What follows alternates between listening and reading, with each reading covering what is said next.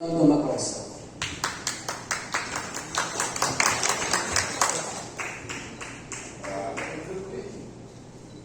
Good morning, ladies and gentlemen. Welcome to Bulwagan, Maynila. I'm with our Vice Mayor G. Chesa, our City Administrator, Attorney Joaquin Quintos, and of course, our Engineer Andres. I'll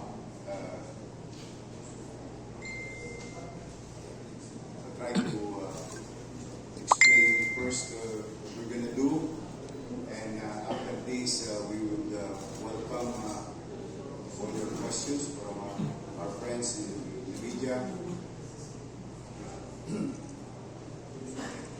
Again, good morning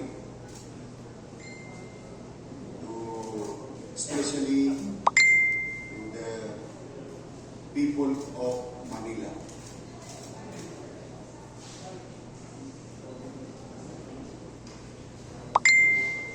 Today, we are stating on things that we need to do to protect the interests of the people of Manila and its property under the supervision, authority, and management by yours truly. As you all know, last week we were caught in surprise of an incident in Rasak, Santa Cruz, Manila. With that, through the weekend and holidays, your city government officials have conducted thorough investigation. And we have made a decision to pursue legal means against a corporation doing business in the city of Manila and abusing their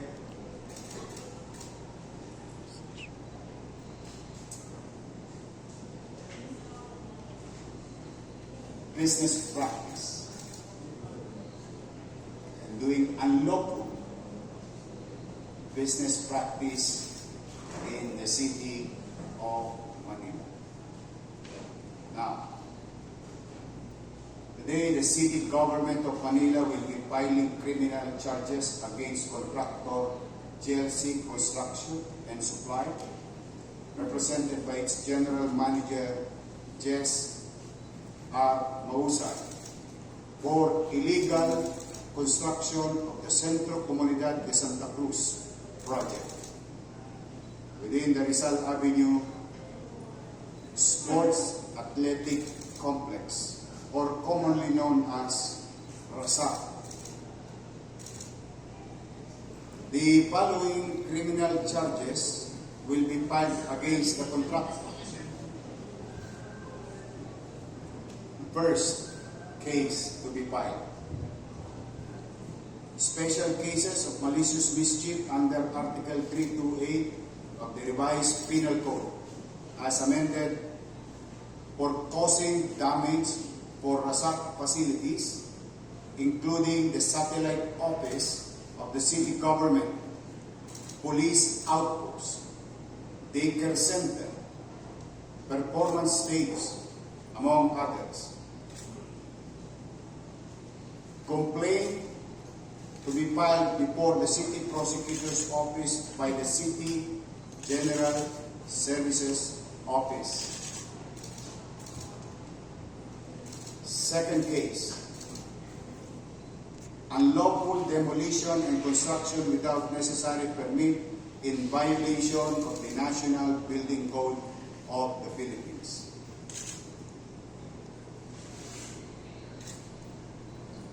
On what grounds? Demolishing the RASAC covered courts and other government structures wherein without securing necessary demolition permit from the city building official, which is a clear violation of the National Building Code.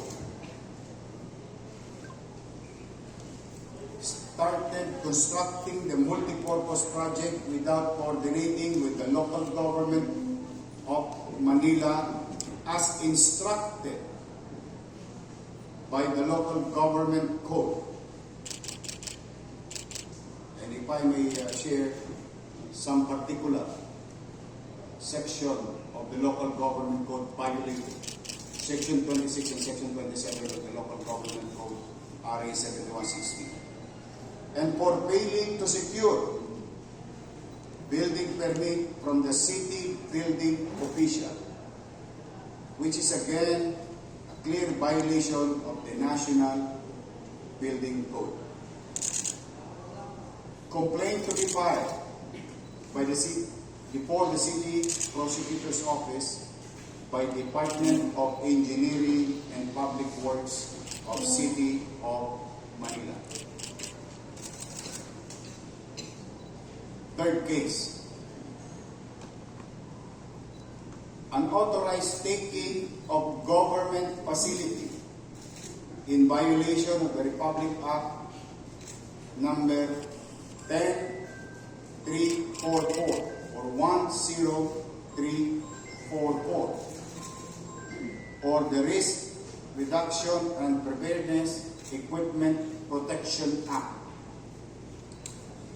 for demolishing the RASAC facility, which has been an important location for evacuation and humanitarian purposes. The same facility is used as evacuation centers or center in times of disasters, fires, and other calamities. And as you all know also, if I may refresh your memory, it was utilized during the time of pandemic for our homeless individuals exposed to COVID-19 in the streets of Manila.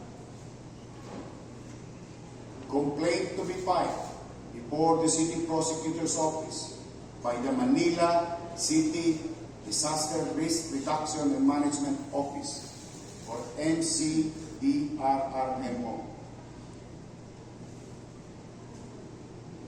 Pangapat, the civil aspect of the crimes mentioned above will be filed separately. The City Government of Manila has filed a demand letter to GLC Construction and Supply Incorporated for illegally demolishing or demolished government structures and facility, which is owned by the City Government of Manila. And at the time of construction, especially at the time of Mayor Alfredo Eslim, value of it is 10.4 million pesos.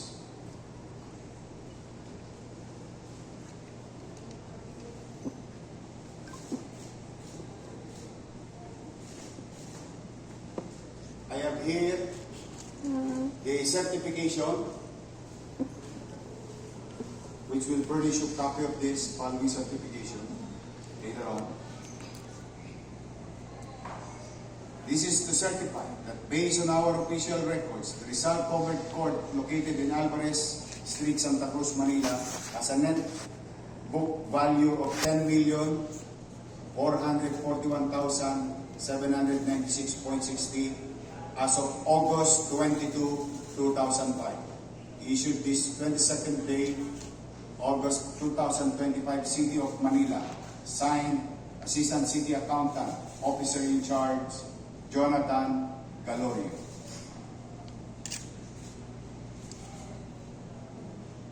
Another certification from OBO, Office of the Building Official.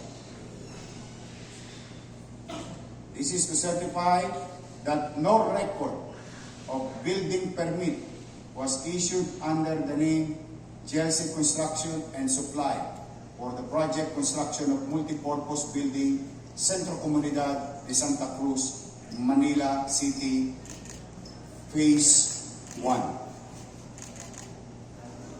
Located at Rizal Avenue, corner Alvarez Street, Manila.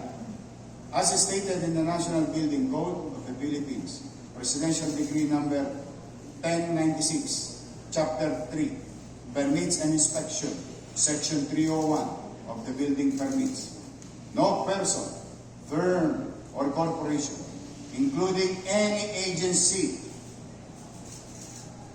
or instrumentality of government, shall erect, construct, alter, repair, move, convert, or demolish any building or structure or cause the same to be done without first obtaining a building permit, therefore from the building official assigned in the place where the subject building is located or the building work is to be done.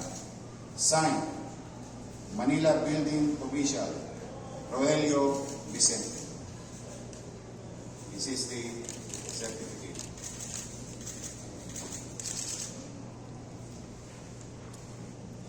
By the city accountant.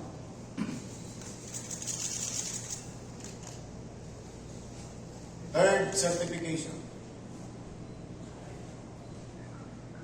This is to certify that no record of demolition permit was issued under the name GLC Construction and Supply for the project construction of multipurpose building Centro Comunidad de Santa Cruz, Manila, Phase 1. Located at Rizal Avenue, corner Alvarez Street, Manila, by this office. As stated, the same, the National Building Code of the Philippines, Presidential Decree number 1096, Chapter 3, Permits and Inspection, Section 301 of the Building Permits. No person, firm, or corporation, including any agency or instrumentality of the government, shall erect, construct, alter, repair, move, convert, or demolish any building or structure or cause the same to be done without first obtaining a building permit therefore from the building official assigned in the place where the subject building is located or the building work is to be done. Signed, Manila Building Official, Rogelio Vicente. Walang demolition permit.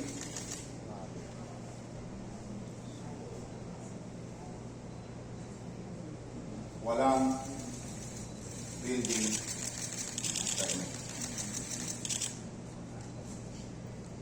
Sinira ang property na pag-aari ng taong bayan sa lungsod ng Maynila nang walang kaukulang permiso o prosesong sinunod ang GLC Construction and Supply.